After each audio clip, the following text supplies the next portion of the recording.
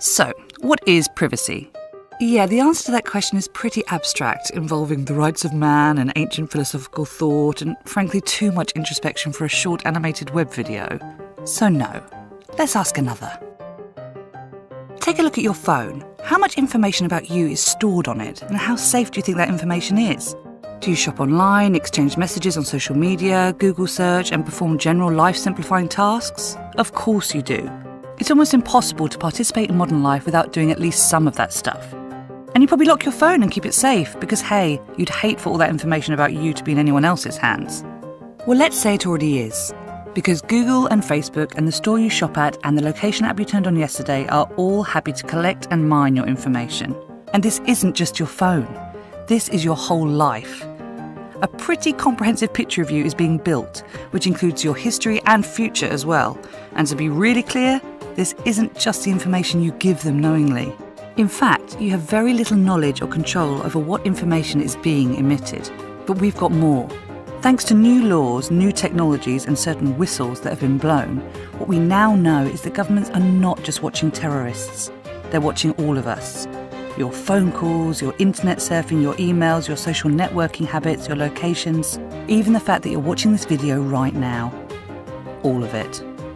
Now, people don't always react as strongly as we do to all of this. We hear a lot of, they can spy all they like, I've got nothing to hide, and stop being so paranoid. And the question about how much all this will ever really affect you negatively is kind of why we made this series of animations in the first place. So for now, let's go back to the privacy thing. Privacy, and your human right to it, is the barrier that protects you from people doing things to you. It lets you manage boundaries, so you can open up to those you trust and shut out those you don't. It lets you maintain control. This is your right. But in the last 3 decades, very powerful institutions have tried to tamper with it. It's the individual's right to privacy versus the might and money of governments and corporations. Only the fight is in secret, and you don't even know you're taking part. They want to monitor you and make decisions about you, and they also push hard against laws that protect you. They do all this without public debate nor consent, and no one is overseeing them. I mean, this is where you're jumping off the ambivalent boat, right? Because privacy is about power. The more we have, the more power we have over our lives. And not to be overly dramatic, but throughout history, no system of mass surveillance has ever existed that has not ended up being abused. We have literally no idea where all this will end up. But the convenient solution we accept today will be the mandate of tomorrow. That's just how this works.